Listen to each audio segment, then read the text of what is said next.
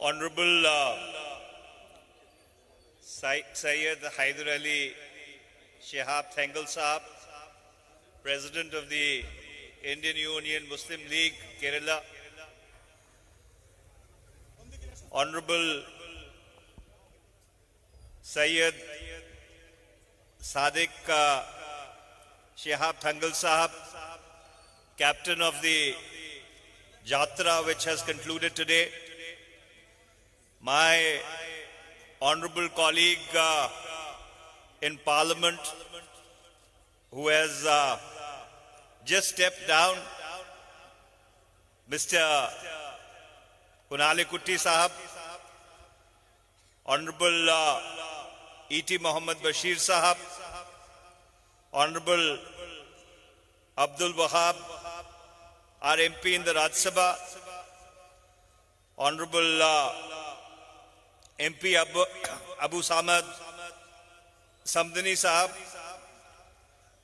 KPA Majid Sahab, IUML Kerala State Secretary, our Honorable Chairperson of the United Democratic Front, Ajay Mohanji, my colleague and friend Ahmed Shajuji, all MLAs and other leaders who have assembled here,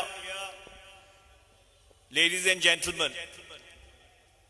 First of all, my sincere apologies that I cannot speak Malayalam. So you will have to make do with my English.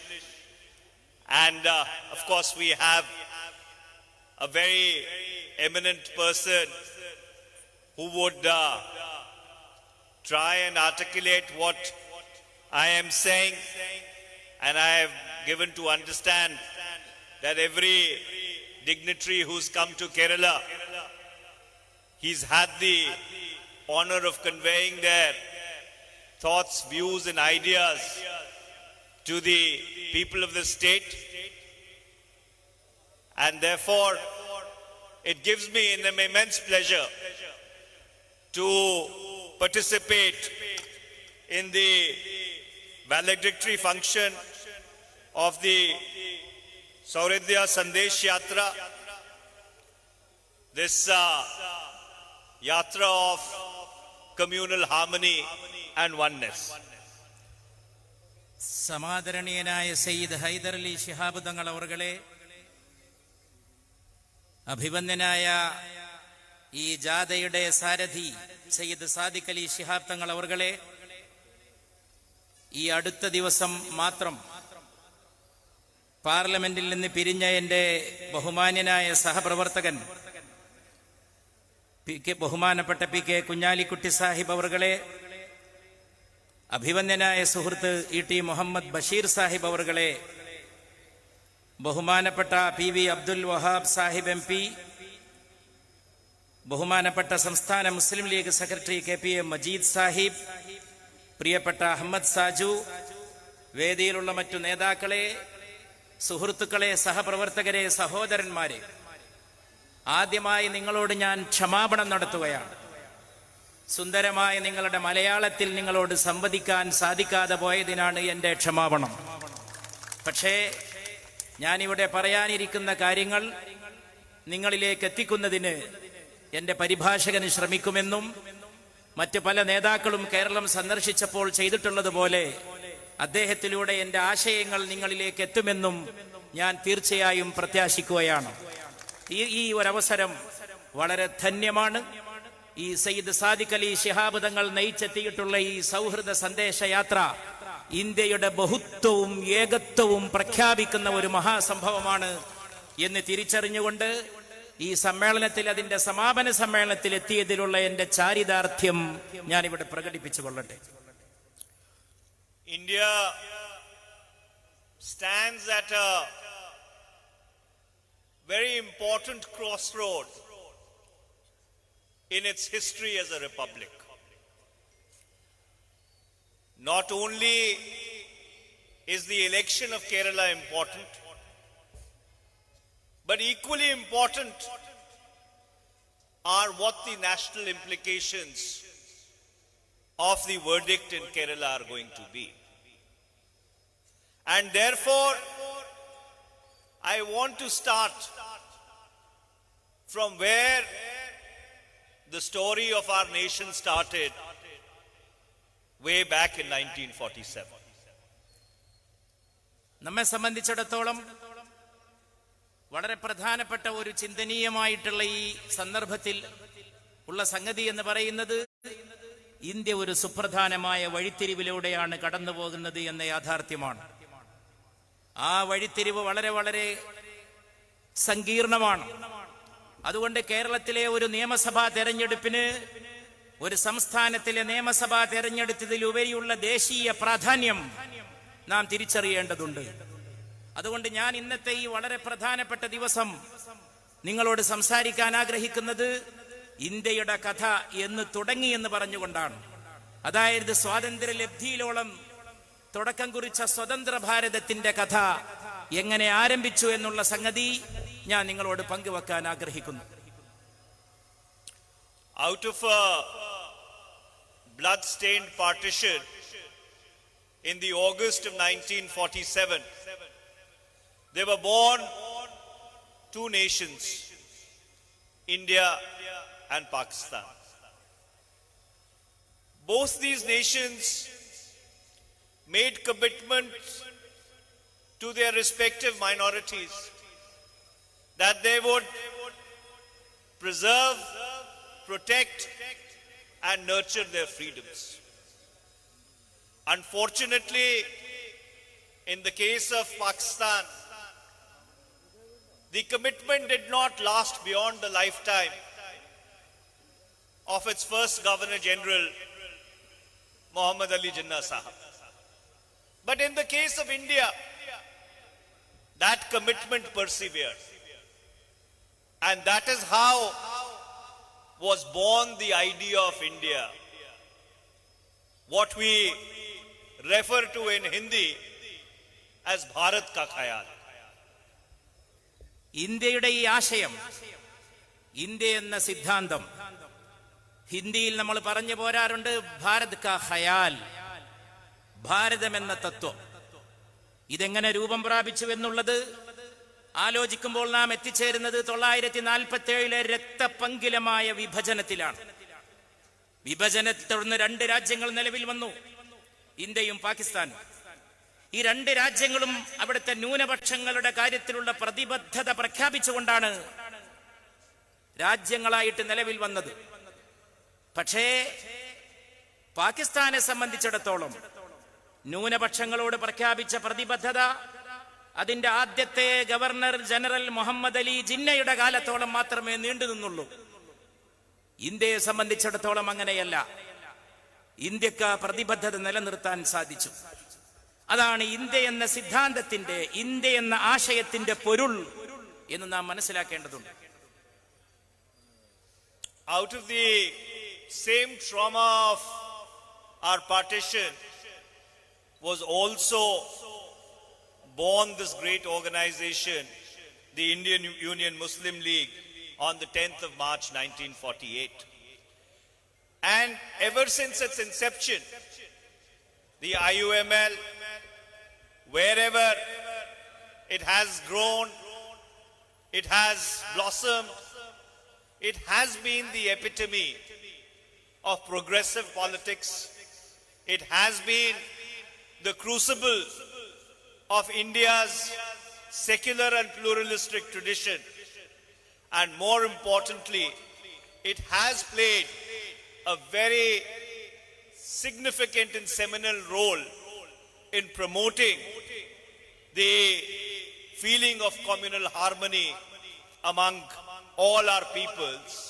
And today's yatra, today's valedictory function actually bears very eloquent testimony to those credentials of the Indian Union Muslim League, which go back 7 decades now. 7 പതിറ്റാണ്ട് പ്രായം എത്തിയ Indian union മുസ്ലിം ലീഗിന്റെ ചരിത്രവും ആരംഭിക്കുന്നത് ഞാൻ ഈ പറഞ്ഞ India എന്ന ആശയത്തിന്റെ തുടക്കമുള്ള ആ വിഭജനാനന്തരമുള്ള സ്വാതന്ത്ര്യലബ്ധിയുടെ നാളുകളിൽ നിന്നാണ്. കൃത്യമായി പറഞ്ഞാൽ 1948 മാർച്ച് 10 അന്നാണ് ഇന്ത്യൻ യൂണിയൻ മുസ്ലിം ലീഗ് നിലവിൽ വരുന്നത്. മുസ്ലിം ലീഗ് എവിടെയൊക്കെ വളർന്നുവോ, മുസ്ലിം ലീഗ് എവിടെയൊക്കെ പുഷ്പിച്ചുവോ, മുസ്ലിം ലീഗ് എവിടെയൊക്കെ പടർന്ന് പന്തലിച്ചുവോ, അവിടെയൊക്കെ പുരോഗമന രാഷ്ട്രീയത്തിന്റെയും മതേതരത്വത്തിന്റെയും ബഹുസ്വരതയുടെയും പ്രതീകമായി കൊണ്ടാണ്, അതിന്റെ ചിഹ്നമായി കൊണ്ടാണ് ലീഗ് വളരുകയും വികസിക്കുകയും ചെയ്തിട്ടുള്ളത്. അങ്ങനെ വളർന്നു വന്ന ഈ പ്രസ്ഥാനം ഇന്ന് 7 പതിറ്റാണ്ട് കഴിഞ്ഞ് സയ്യിദ് സാദിഖ് അലി ശിഹാബ് തങ്ങളുടെ ഈ സൗഹൃദ സന്ദേശയാത്രയുടെ സമാപനത്തിൽ ഞാൻ നിലനിൽക്കുമ്പോൾ, ഈ 7 പതിറ്റാണ്ട് കാലം ഈ പാർട്ടി ഉയർത്തിപ്പിടിച്ച അതേ മതേതരത്വത്തിന്റെ, അതേ ബഹുസ്വരതയുടെ, അതേ പുരോഗമന രാഷ്ട്രീയത്തിന്റെ ആവിഷ്കാരമായിട്ടാണ് ഈ സൗഹൃദ യാത്രയെ എനിക്ക് നോക്കിക്കാണാൻ സാധിക്കുന്നത്. The state that I come from, Punjab, actually suffered the worst in the partition of India. Between the July and September of 1947, 1 million people, 10 lakh people were massacred between Delhi and Peshawar. Bengal also paid a very heavy price for that partition. But notwithstanding that, India tried to come out of that trauma. We gave to ourselves a constitution in which we promised that there would be equality to all citizens, irrespective of their caste, color, creed, religion, region, and every Indian would be equal. That is the solemn commitment that we made to our people on the 15th of August 1947, and reiterated that commitment when we adopted the Constitution of India on the 26th of January 1950. വിഭജനാനന്തരം സ്വാതന്ത്ര്യലബ്ധി നാം കയ്യിലേന്തുമ്പോൾ, ഞാനിവിടെ സൂചിപ്പിച്ച പോലെ ദുഃഖകരമായ രക്തപങ്കിലമായിട്ടുള്ള അധ്യായങ്ങളിലൂടെയാണ് ചരിത്രം കടന്നുപോയത്. ആ ദുരന്തങ്ങൾ ഏറ്റവും അധികം ഏറ്റുവാങ്ങിയ സംസ്ഥാനങ്ങളിൽ ഒന്നാണ് പഞ്ചാബ്. പഞ്ചാബിൽ 1947 ജൂലൈ സെപ്റ്റംബർ മാസങ്ങൾക്കിടയിൽ മാത്രം 1 മില്യൺ ജനങ്ങളാണ് കൊല ചെയ്യപ്പെട്ടത്, 10 ലക്ഷം പേർ. പെഷാവറിനും ഡൽഹിക്കുമിടയിൽ അതുപോലെ തന്നെ ദുരിതമേറ്റുവാങ്ങിയ ഇന്ത്യയുടെ മറ്റൊരു പ്രദേശമാണ് ബംഗാൾ. ഈ പ്രദേശങ്ങളിലൊക്കെ വലിയ വലിയ ദുരന്തങ്ങൾ ഉണ്ടായി, രക്തച്ചാലുകൾ ഒഴുകി. പക്ഷേ ആ സമസ്യകൾ നിറഞ്ഞ ചരിത്രത്തിന്റെ സന്നിഗ്ധതയിലും നാം ഒരു വലിയ വാക്ക് നമ്മുടെ ജനതയ്ക്ക് നൽകി. ആ വാക്കാണ് ഭരണഘടന. വിശ്വോത്തരമായ ഒരു ഭരണഘടനയ്ക്ക് ഇന്ത്യ രൂപം നൽകി. ആ ഭരണഘടന സ്വീകരിച്ചുകൊണ്ട് നാം നമ്മുടെ ജനങ്ങൾക്ക് ഉറപ്പുകൊടുത്തു, മതത്തിനതീതമായി, ജാതിക്കതീതമായി, വിഭാഗങ്ങൾക്കതീതമായി ഇന്ത്യയിലെ ഓരോ പൗരനും അവകാശങ്ങൾ ഉറപ്പു നൽകുമെന്ന്. ഏറ്റവും വലിയ പ്രയാസങ്ങൾക്കിടയിൽ നിന്ന് രൂപപ്പെട്ടു വന്ന 1950 ജനുവരി 26 രൂപം കൊണ്ട ആ ഇന്ത്യയുടെ ഭരണഘടനയാണ് ഈ പ്രതിസന്ധികളിലും ഇന്ത്യ എന്ന ആശയത്തിന്റെ വിജയമായിട്ട് നിലകൊള്ളുകയുണ്ടായത്. From 1947 to 2014, over 70 years, our fundamentals were never in question. Our basic principles were never in doubt. There were shortcomings, there were problems, there were issues, but the fundamental construct and design of the idea of India was never in question. In theory and practice, we tried to ensure that the true test of our democracy is not how you treat the majority, but the true test of our democracy is how you treat your minorities. 1947 മുതൽ ഉള്ള ഈ നമ്മൾ ഇന്ന് ജീവിക്കുന്ന ഈ കാലം വരെ 70 വർഷത്തോളം കടന്നുപോയിരിക്കുന്നു. ആ ദീർഘമായിട്ടുള്ള കാലഘട്ടം കഴിഞ്ഞ് തിരിഞ്ഞു നോക്കുമ്പോൾ ഒരു കാര്യം വ്യക്തമാണ്.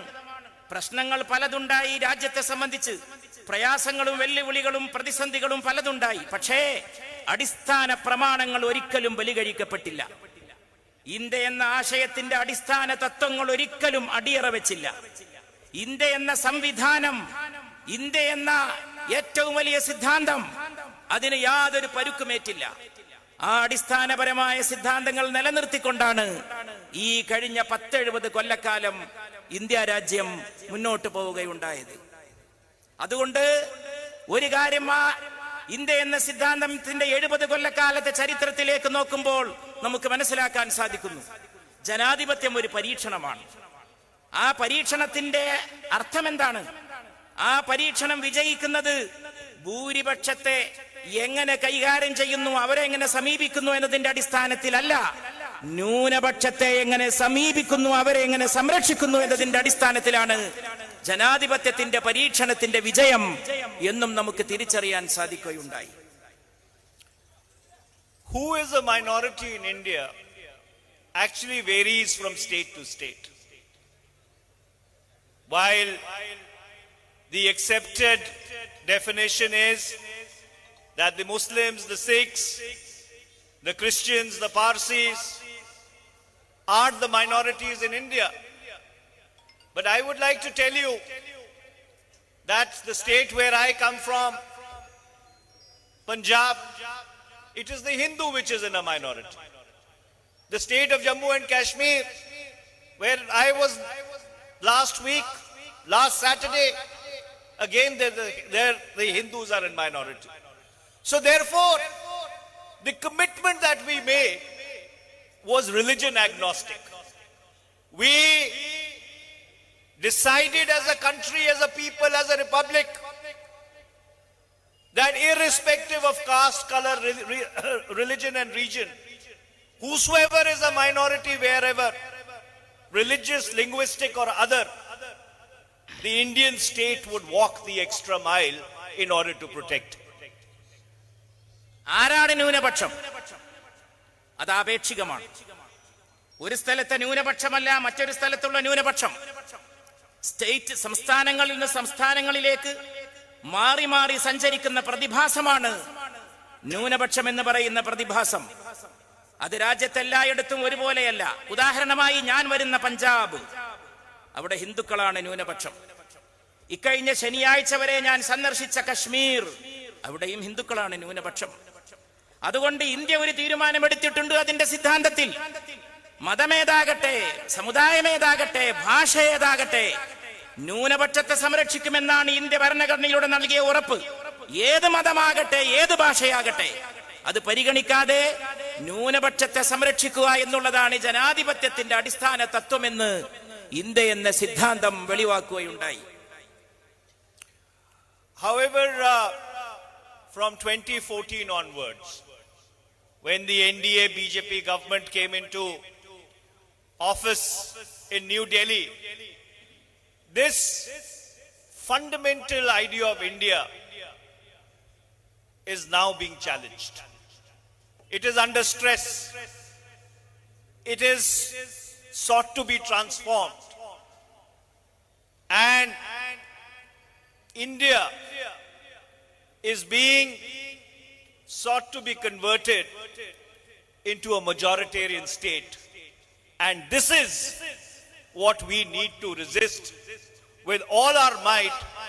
All progressive, pluralistic, nationalistic and secular forces together have to ensure that the fundamental idea on which the Indian Republic stands, nobody ever is allowed to change that construct. That is what this fight is all about. എന്നാൽ India എന്ന ഈ ആശയത്തിന് പരിക്കേൽക്കുന്നത് BJP ഡൽഹിയിൽ അധികാരത്തിൽ വരുന്നതോടെയാണ്.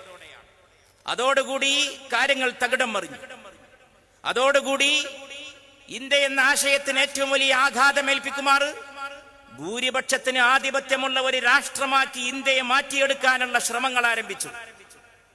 ഈ ഒരു പശ്ചാത്തലത്തിലും സാഹചര്യത്തിലും നമ്മുടെ മുമ്പിലുള്ള ഏറ്റവും വലിയ കടമ അതിന് ആ ശ്രമത്തെ ചെറുത്ത് തോൽപ്പിക്കുക എന്നുള്ളതാണ്. അതിനുവേണ്ടി രാജ്യത്തെ എല്ലാ മതേതര ശക്തികളും, ബഹുസ്വരതയിൽ വിശ്വസിക്കുന്ന എല്ലാ പ്രസ്ഥാനങ്ങളും, എല്ലാ പുരോഗമന രാഷ്ട്രീയത്തിന്റെ വക്താക്കളും ഒറ്റക്കെട്ടായി നിന്ന് ഈ ഒരു ഇന്ത്യ എന്ന ആശയത്തെ തകിടം മറിക്കാനുള്ള ശ്രമത്തെ ഒന്നിച്ച് നേരിട്ട് തോൽപ്പിക്കേണ്ടതുണ്ട് എന്നുള്ളതാണ് രാജ്യം ഇന്ന് ആവശ്യപ്പെടുന്ന ഏറ്റവും വലിയ രാഷ്ട്രീയമായിട്ടുള്ള കടമ. In the name of Ghar Wapsi, Love Jihad, Beti Bachao Bahu Le Aao, and the anti-conversion laws which have been enacted in certain states in India, an attempt, and a very aggressive attempt, is underway to transform this country into a majoritarian oligarchy. The fundamental problem is that the NDA BJP government has succeeded in delinking governance from politics, and the battle of India, the battle for the soul of India, can only be won if we bring the focus back to the malgovernance of the NDA BJP. എന്തൊക്കെ ദുരുപദിഷ്ടമായിട്ടുള്ള സംഗതികളാണ് ഈ രാജ്യത്തെ മാറ്റിയെടുക്കാൻ ഇവിടെ കൊണ്ടുവന്നത്. ഒരു ഭാഗത്ത് ഗർവാപസി, മറുഭാഗത്ത് love ജിഹാദ്, മറ്റൊരു ഭാഗത്ത് ബേട്ടി ബച്ചാവോ, ഇങ്ങനെയുള്ള പല പല പരിപാടികൾ ആവിഷ്കരിച്ചുകൊണ്ട് ഒരു ഭൂരിപക്ഷാധിപത്യമുള്ള രാജ്യമാക്കി ഇന്ത്യയെ മാറ്റിയെടുക്കാൻ ശ്രമിക്കുകയാണ്. ഒരു കാര്യം ഞാൻ പറയട്ടെ, BJP NDA സർക്കാർ അധികാരത്തിൽ വന്നതോടെ യഥാർത്ഥത്തിൽ സംഭവിച്ചത് എന്താണെന്ന് അറിയുമോ? ഭരണകൂടത്തെ രാഷ്ട്രീയത്തിൽ നിന്ന് അവർ മുക്തമാക്കി, രാഷ്ട്രീയത്തെയും സർക്കാരിനെയും വേർതിരിച്ചു. ഇത് വലിയൊരു പ്രതിസന്ധിയാണ് ഈ രാജ്യത്ത് സൃഷ്ടിച്ചത്. അതുകൊണ്ട് നമ്മുടെ മുമ്പിലുള്ള ഇന്നത്തെ കടമ വീണ്ടും രാഷ്ട്രീയത്തിലേക്ക് ഭരണകൂടത്തെ തിരിച്ചു കൊണ്ടുവരികയും ദുർഭരണത്തെ ഈ രാജ്യത്തിൽ നിന്ന് അവസാനിപ്പിക്കുകയും ചെയ്യുക എന്നുള്ളതാണ്. അതിനുവേണ്ടി ഒന്നിച്ചു നിൽക്കാനുള്ള രാഷ്ട്രീയമായിട്ടുള്ള ഒരുമയാണ് ഇന്ന് രാജ്യത്തുണ്ടായി വരേണ്ടത്. What do we see today when we look around the country? Our economy has been completely demolished, beginning with the demonetization in 2016, then a badly implemented goods and services tax,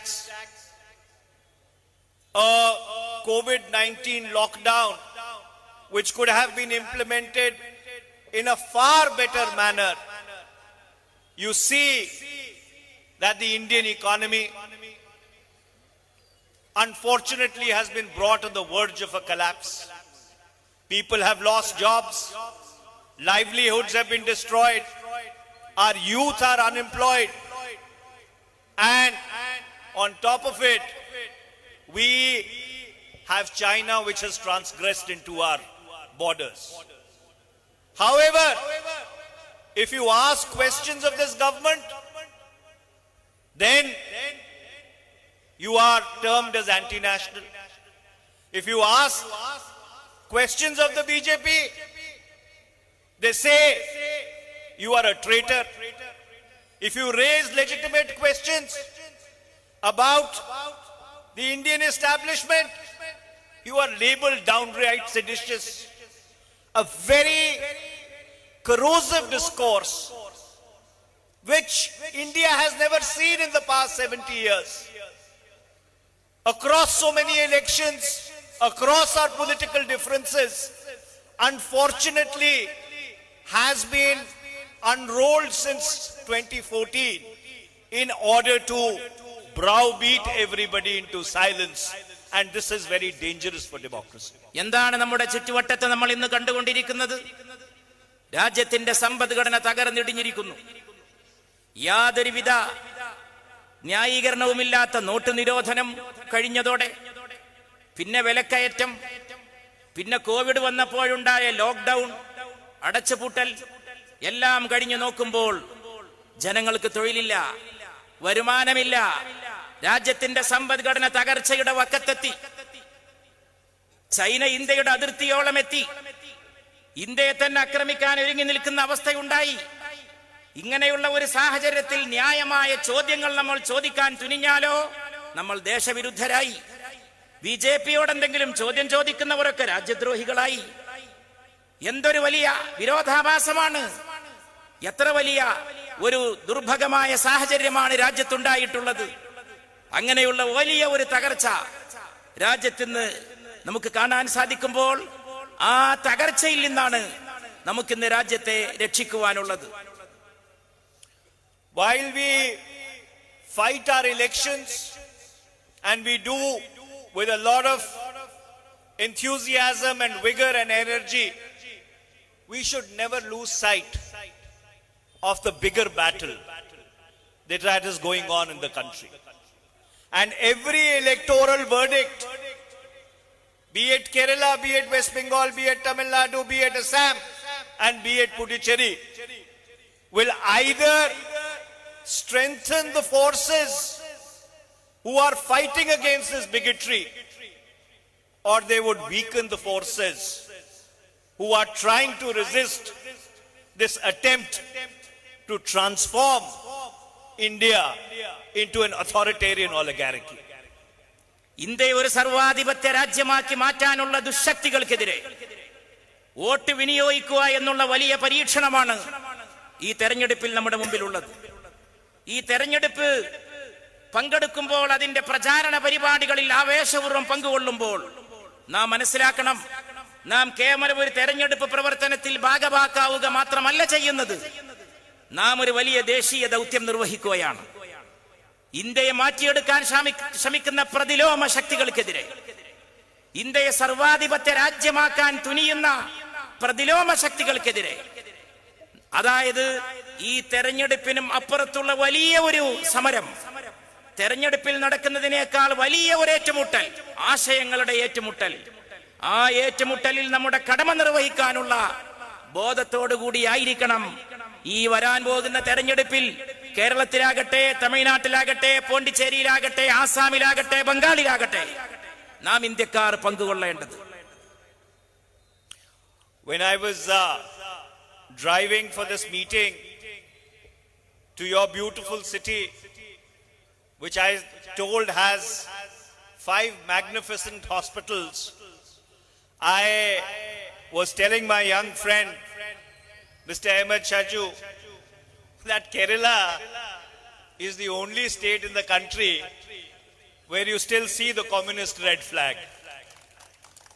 I travel quite a bit across the length and breadth of the country.